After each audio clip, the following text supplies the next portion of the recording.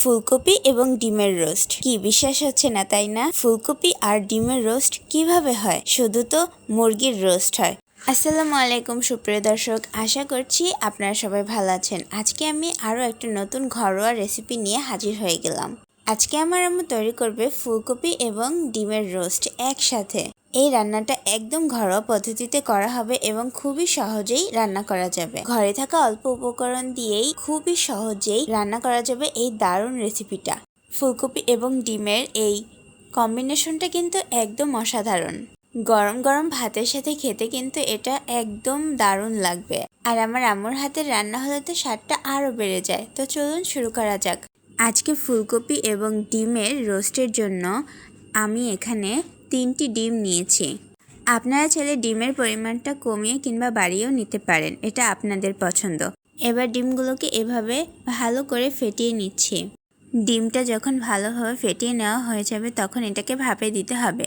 এজন্য এরকম একটা বাটি নিয়েছি, বাটিতে তেল মালিশ করে নিয়েছি। এবার ডিমটাকে ঢেলে নিচ্ছি। এবার এটাকে পুডিং কিংবা কেকের মতো ভাপে দিয়ে দিতে হবে। চুলায় একটা সসপ্যান বসিয়ে দিয়েছি। এবার এটার উপর বাটিটাকে বসিয়ে দিলাম। এবার ভালো করে ঢাকনা দিয়ে ঢেকে দিব। এটা বলতে গেলে পুডিংয়ের মতনই হয়ে যাবে।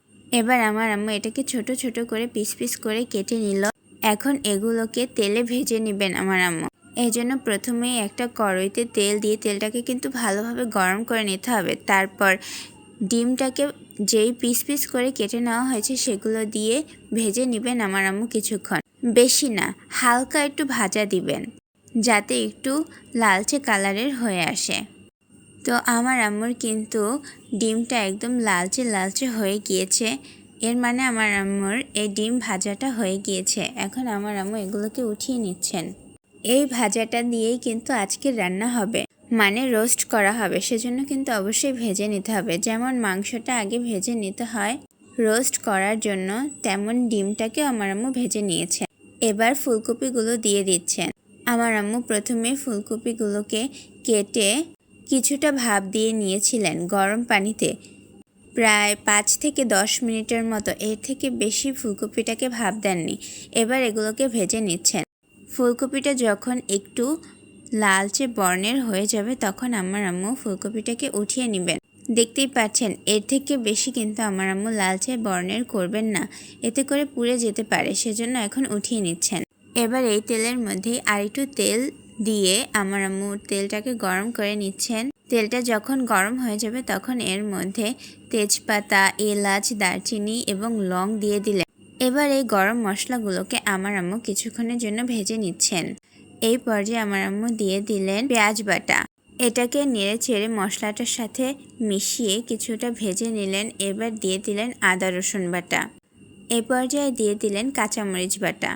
আপনারা চাইলে কাঁচামরিচ বাটাটা দিতেও পারেন, নাও দিতে পারেন। এটা শুধু আমার আম্মু ঝোলটাকে ঘন করার জন্য দিয়েছে। এবার দিয়ে দিলেন বাদাম বাটা। বাদাম বাটাটা কিন্তু দিলে অন্যরকম একটা স্বাদ চলে আসে আর ঝোলটা ঘন হয়ে যায়। এবার আমার আম্মু টমেটো সস দিয়ে দিলেন। এবার দিয়ে দিতে হবে টক দই। এবার এগুলোকে নেড়ে চেড়ে এই মশলাগুলোকে কষিয়ে নিতে হবে কিছুক্ষণের জন্য। এই মশলাগুলো দেওয়ার ফলে একটা অন্যরকম ঘ্রাণ চলে এসেছে রান্নাঘর থেকে। এবার আমার আম্মু মরিচের গুঁড়া দিয়ে দিলেন। এবার দিয়ে দিলেন স্বাদমতো লবণ। এবার দিয়ে দিলেন জিরার গুঁড়া। এবার দিয়ে দিতে হবে ধনিয়ার গুঁড়া। এবার দিয়ে দিতে হবে সয়া সস। এবার এই মশলাগুলোকে ভালোভাবে নেড়ে চেড়ে কষিয়ে নিতে হবে। এই পর্যায়ে আমার আম্মু দিয়ে দিলেন মশলা বাটা। এই মশলা বাটাটা হলো আমার আম্মু এলাচ, দারচিনি, তেজপাতা, লং এগুলোকে বেটে নিয়েছেন। আর এগুলো বাটার ফলে যে মশলাটা তৈরি হয়েছে সেই মশলাটাই তিনি দিয়ে দিলেন। আমার আম্মু তার প্রতিটা রান্নাতেই প্রায় বলতে গেলে এই মশলাটা ব্যবহার করে থাকেন। এতে করে ঝোলটাও ঘন হয়ে আসে এবং মজাদারও হয় তরকারিটা, যে কোনো তরকারি। এবার আমার আম্মু দিয়ে দিলেন দুধ। আমার আম্মু দুধটাকে জাল করে কিছুটা ঘন করে নিয়েছিলেন, সেটাকে এখানে দিয়ে দিলেন।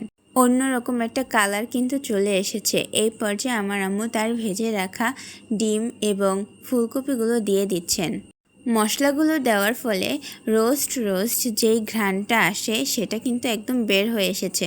আমার আম্মু কিন্তু একদম ঘরোয়া উপকরণগুলো দিয়ে রান্না করে ফেললেন। বাহিরের কোনো রেডিমিক্স মশলা ব্যবহার করেননি, আপনারা কিন্তু দেখেছেনই। আর আমার আম্মু আজকের এই রোস্টের রেসিপিটা একদম ঘরোয়াভাবেই তৈরি করে দেখাবেন, যাতে যে কেউ যে কোনো সময় ঘরে বসেই এই রোস্টের রেসিপিটা তৈরি করতে পারে। এবার আমার আম্মু 2 চামচ চিনি দিয়ে দিলেন। এভাবে করে নেড়ে চেড়ে জাল করে নিতে হবে, তবে বেশি নাড়াচাড়া যাবে না, এতে করে কিন্তু ফুলকপিটা ভেঙে যেতে পারে এবং গলে যেতে পারে। তো আমার আম্মু ধীরে ধীরে নেড়ে চেড়ে দিচ্ছেন। দেখতেই পাচ্ছেন ঝোলটা কিন্তু ধীরে ধীরে ঘন হয়ে আসছে এবং কালারটাও কিন্তু দেখতে খুবই মাশাআল্লাহ দারুণ লাগছে। দেখতে যেন মনে হচ্ছে একদম রোস্ট। মুরগির মাংসের রোস্ট তো খেয়েছেন অনেকেই, এবার একটু ফুলকপি এবং ডিমের রোস্টটা খেয়ে দেখুন, দেখবেন খুব মজাদার হবে। আমার আম্মুর রান্নাটা কিন্তু শেষের দিকে, সেজন্য আমার আম্মু ঘি দিয়ে দিচ্ছেন। তো আমার আম্মুর রান্নাটা কিন্তু শেষ। আমার আম্মু ঝোলটাকে যতটুকু রাখতে চেয়েছিলেন সেই পর্যায়ে কিন্তু ঝোলটা চলে এসেছে, সেজন্য এখন আমার আম্মু উঠিয়ে ফেলবেন। অন্যরকম একটা ঘ্রাণ চলে এসেছে। তো আমার আম্মুর আজকের রোস্টটা কিন্তু বানানো শেষ। আর এই রোস্টটা বানানো হয়েছে কি দিয়ে? আজকের রোস্ট আমার আম্মু বানিয়েছেন ডিম এবং ফুলকপি দিয়ে। যাদের বাসায় সবসময় মুরগির মাংস কিংবা যে কোনো ধরনের মাংস না থাকে, তারা কিন্তু এই রোস্টের রেসিপিটা অবশ্যই তৈরি করে দেখতে পারেন। আশা করছি আমার আম্মুর আজকের এই রোস্টের রেসিপিটা আপনাদের ভালো লেগেছে। ভিডিওটি শেষ পর্যন্ত দেখার জন্য ধন্যবাদ। ভালো থাকবেন, সুস্থ থাকবেন। আল্লাহ হাফেজ।